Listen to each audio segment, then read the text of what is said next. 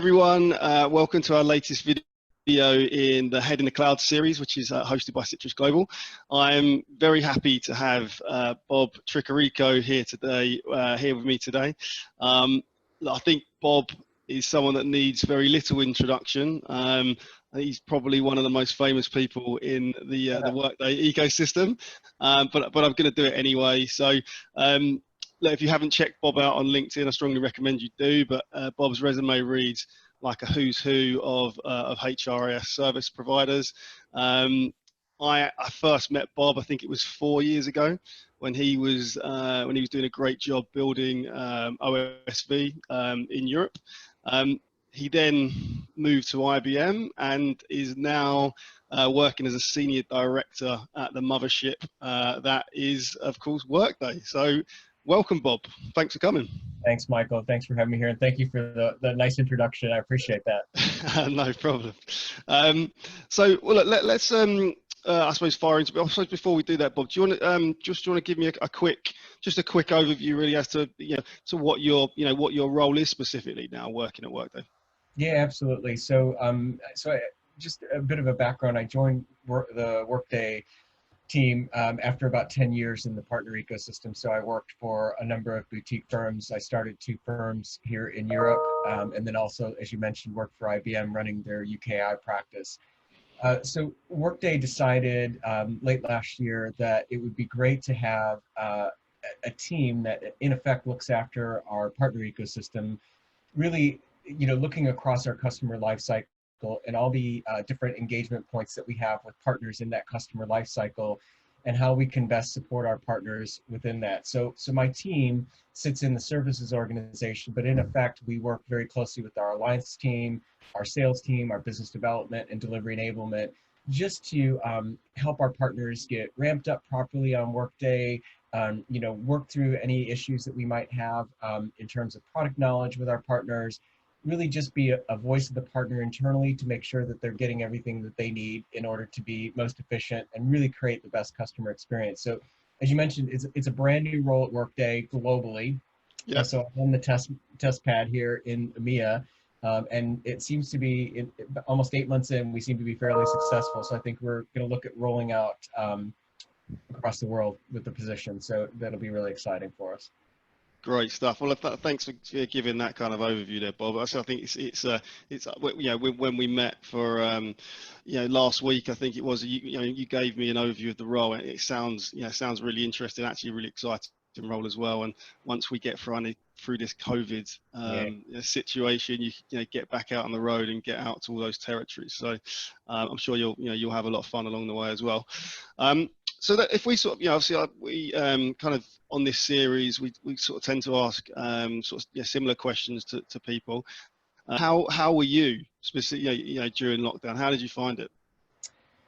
It's been interesting because it's a whole different way of working for us, and Workday has been amazing just at making sure that we're sane, we stay sane, and we don't get too much Zoom fatigue. But I think the biggest change for me has been this new structure that we've got. You in effect have to schedule time to talk to somebody, and I've gone, initially I was scheduling hour-long meetings. Now I've gone, to 30-minute, now down to 15-minute meetings just to be able to put a conversation with somebody. But we find that we're utilizing Slack more often. We're utilizing WhatsApp quite a bit, and then the old-fashioned, let me call you on your mobile as well.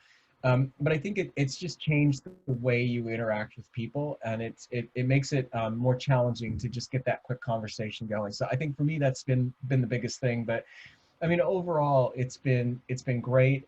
Work days are definitely longer because people feel like, oh, you don't have to commute now. You commute from your kitchen to wherever you're sitting, and so you tend to get meetings scheduled in earlier in the day and later in the day, just assuming that you don't have to commute anymore. So yeah, make for a longer day.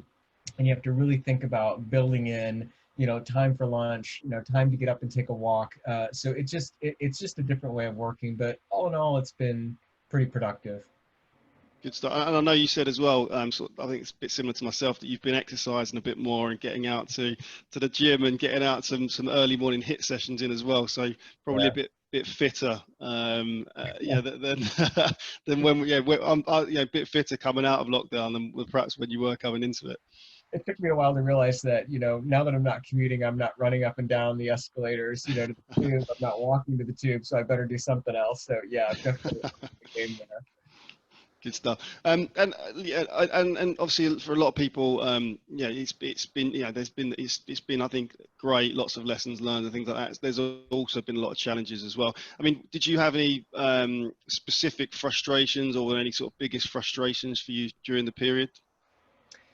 Um, you know, Again, I think for me, it wasn't necessarily a frustration. It was more of, I wish it would have been different, right? So, again, having joined Workday at the end of last year, I was still in that mode of getting to know people and building relationships, and it becomes a lot more difficult when you can't do that in person. So for me, it was a bit more challenging to, try and get on as many Zoom calls as I can to meet folks. And try and keep it as personalized as possible. Part of what I like to do when I meet people is to understand a bit more about their personal life, and just find that common ground with them other than just work.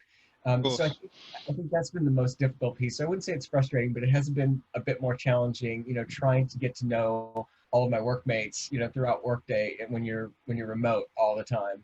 Yeah, I mean that. I think, and you're obviously a real people's person as well. So that kind of one-to-one interaction in person is, yeah, it's something I know that you really enjoy and thrive on. It's interesting because when I conducted a similar conversation to this recently, and what they'd said is that they actually, with some of their colleagues and some of the people that they'd managed for years, they actually learn more about them during lockdown because. Quite often their children would pop up on the screen, or they Yeah. got to see the inside of their houses and things like that. Just yes, it just kind of gave a different angle. So yeah, while it's certainly changed the way we interact, is that I think there has been some benefits from it as well. I Uh, agree. I think you get a glimpse into people's true lives, right? When yeah, when you're doing calls, and I've met quite a number of my workmates, their dogs, their kids, seen the yeah, inside of their houses. We've shared like decorating tips. I mean, okay. and the other fun thing is you can see I have the Workday background on my Zoom, but that's the other thing is for a while there we said who can come with the coolest, most unique Zoom background, right? So Right. I've just got a stack that I use. And I've gone through periods where sometimes it's, places I've been that I want to go again, or just Oh, pictures nice. outside of my house area, near the parks and stuff. So it gives you a chance to share, I guess, in a bit of a different way. So it's a good point. Yeah, yeah, I think exactly. Okay, and what I'm sure there's been plenty of learns for for everyone. But what lessons have you learned during this period?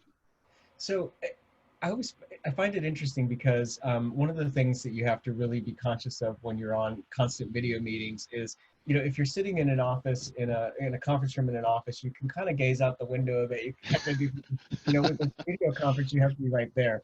Yeah, And yeah, people notice when you pick up your mobile and you start looking at it, or you're typing on your screen intently. They know when you're doing something else. And so one of the things I learned is, when you're on a session, when you're in a meeting, be in that meeting. Don't try and multitask. Whatever is waiting for you will wait for you. And we all get these pop-ups on our laptops and our mobile phones and everything. And you just have to ignore, because I think it's even more important that you're face to face with that person, and you're really yeah, interacting with them. So that's one of the biggest things I learned is how to be attentive in a meeting, and not to, sometimes I will gaze out the window, but it's usually just being right there in the meeting, because I think people pick up on your facial expressions and what you're yeah. doing. Yeah, you're right, actually. 'Cause I think people can definitely tell whether you're in it and focus it, or perhaps if you flip to a different screen, or you're typing an email. People can absolutely know. So that's a really interesting point, actually.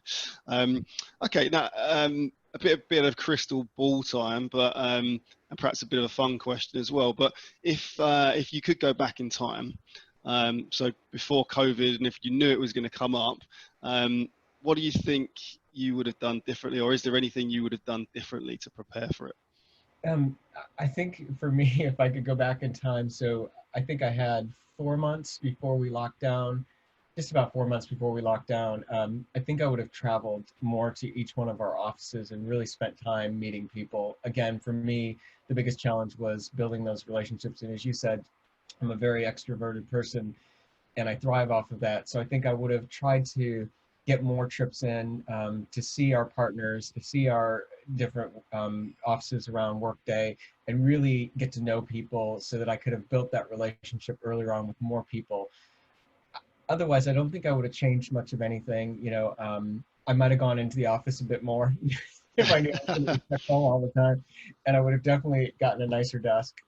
Oh, yeah, I feel you with that one. I think I've been sitting at luckily I put up like a bunk bed for my daughter, and it had a little desk on it. But so I've been sitting at a small desk. Yeah, same here.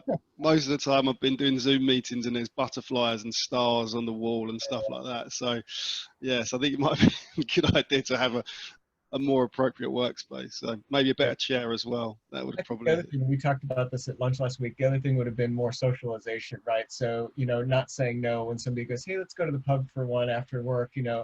9 times out of 10, I will go, no, I'm tired. I just want to get home. I probably would have said yes if I'd known that was going to be a thing of the past for a while. So, yeah. Yeah, definitely, 100%.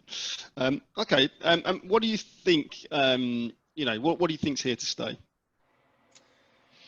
I think I think what's here to stay is the different ways of working, right? So I think organizations are realizing, hey, actually, we can do things remotely and still be very effective. I was on with a customer of ours yesterday, and they have just deployed our recruiting module, and they were saying, initially the deploying partner had said to them, look, we want you to fly everybody into this location. We want to do these workshops together. It's the most effective way of doing it.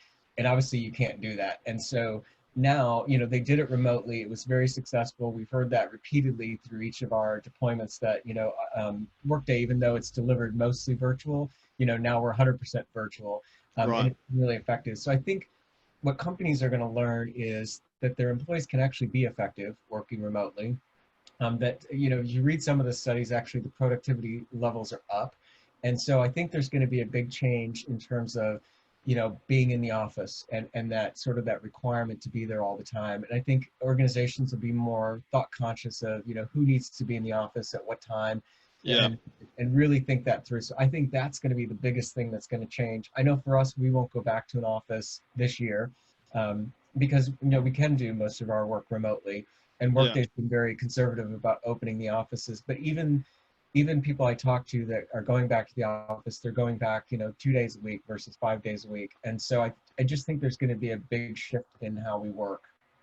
Yeah, yeah. And that can only be a benefit for a lot of people. To enable people to get a better work-life balance. Provided people can, I think manage their time appropriately, as we've discussed as well. It's, it can be a force. Certainly should be a force for good. And what I think, the Workday ecosystem, I think was probably a lot better prepared than other sectors and other spaces as well. Because I know a lot of our clients and a lot of the partners already were delivering a lot of their projects remotely. A number of our clients, they were already recruiting on a pretty much remote basis, Yeah. which is pretty unique actually, in compared to the majority of kind of roles within the IT sphere. So hopefully, the rest of the market, and the end client, community as well will kind of embrace that. Yeah, exactly. Okay, great stuff. Is there any, know what you know now? See, we're now, through this. I mean, is there any specific advice that you would, give to businesses moving forwards based on what you've learned so far? I just think, so a couple things. One, be really aware of your technology and how it really truly supports your business. And I think a lot of companies, in the past have made decisions around, let me go for the cheapest piece of technology. And I think what they're finding now is that's not necessarily helping. I mean, we've done quite a bit of business recently, with organizations that have said, I wished I had done Workday sooner because my organization would have been more ready for what we've been through. Sure. Not saying we'll go through another pandemic, but I do think, organizations really need to think responsibly about technology and how they set up their employees, for success.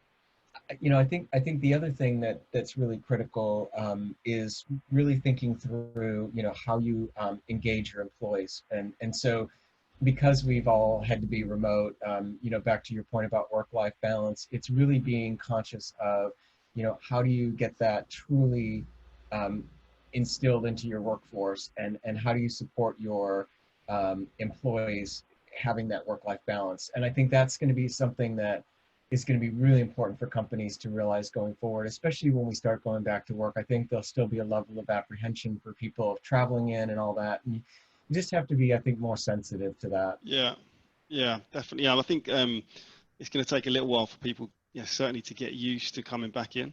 I know there's, yeah, for a lot of, yeah, there is a lot of apprehension just surrounding getting on the train, Yeah. and coming back in. We've been back in the office now for I think it's 4 weeks, Mm. and that first couple of weeks it did feel about, it was a bit of a scary situation, but it's now become again, it's now normal for me to get on the train. So you've got, yeah, so I've sort of trained myself to get back into that, but it's going to take time for the, Right. for the country, for the world to get back into that. So yeah, I think you're right. Yeah, employers need to be kind of mindful of that. Yeah. Okay, great. And then sort of lastly, then Bob, I think that, as we said, there's likely to be quite a seismic shift in the way that companies operate. A lot of, I think a lot more remote, hopefully, and that lends, certain challenges, and from a talent perspective, it's, I think it could be amazing. It could open up the market for companies to recruit people from, or anywhere really. But I mean, so yeah, I suppose with that in mind, is there any advice, or what advice would you sort of give to a modern talent partner? Mm. I think it's going to be really interesting. I think it's challenging for a talent partner these days because, in fact, I was watching a BBC show last night and they were talking about just even the most basic of jobs like a bartender or waiter, things like that, where they were getting, 100 to 150 CVs in the past, they're now getting 5 to 600, right? So Wow. I think the first thing is, and that'll be true in any industry at any level. I think the first thing is to really help pare that down to, who are the true candidates that fit that. So I think it'll be on the talent partner to really have to think more carefully about, who they bring to the table, to an organization that's looking to hire. I think the other thing is it's a different set of skills now, right? So where you could bring someone in and you could ask them all the questions and you could see their body language and you could kind of tell, now everything's going to move to video, right? So they're going to have different skills. They're going to have to be able to interact 100%. like this versus sitting, down. They're going to have skills that really show that they can work remotely with organizations, particularly if you're in sales or consulting. How do you engage your customers in a different way, right? And we talk a lot about, with our partners, how you get the feedback from customers, how you can sort of gauge their temperature and how they're feeling, right? For us, it's difficult even now. We're big on customer sat, and it's hard to even gauge that at this point, given what we're doing. So I think for talent partners, it's going to be really interesting to sift through the right level of candidates and present those and make sure that they've got the right skills to deliver both in this time and in the future. And Yeah. so I think any way you can do that uniquely will be really important. And I see, in the past you used to say, well, here's 3 CVs. Well, now it's going to be, well, here's 3 videos of somebody, right? Because that's going to be the thing that catches, and you're going to go, okay, yeah, I could see Yeah. this. So I just think it's a different way of working. And obviously where we used things like LinkedIn in the past and some of the, the social media mechanisms, I think that's going to become even more heightened, and you're going to have to do things that are going to help stand out, with candidates. And even the candidates themselves are going to have to make sure that they're 100% up on LinkedIn. They've got everything correct. They've got, the history that you can see. Yeah. I think that's going to be the big change. So I think a talent partner that can really embrace that will be very successful. Yeah, no, I 100% agree. And when we were discussing before as well around personal brand, yeah, look, I think it's, I agree. It's going to be really important for a recruiter to help stand out, to have, to have a recognizable and a brand that adds value. But I think your point about candidates having, their personal brand on point, making sure their LinkedIn is on point, like everything's moving towards video. Hence one of the reasons we're doing this. But candidates might want to even think about that as well, and having some things to showcase themselves. So I think that's a really interesting point you've raised there, Bob. And I hadn't actually really thought about that one. So it's a great, some great insight there. It's gonna be guidance you're gonna have to give to the candidates. Yeah, right? 100%, 100%. Yeah, definitely, I agree with that. That's going straight onto to our action list. Well, look, great, Bob. That was great. I really appreciate your time. I'm really pleased to have had you here today. I knew it was going to be good fun, and obviously you'd have some great insight to share as well, and that's definitely been the case. So thanks very much for doing this. It's really appreciated. Thanks, Michael. I appreciate the invite, and it's great to spend time with you as always. Great stuff. Well, I'll catch you soon. All right.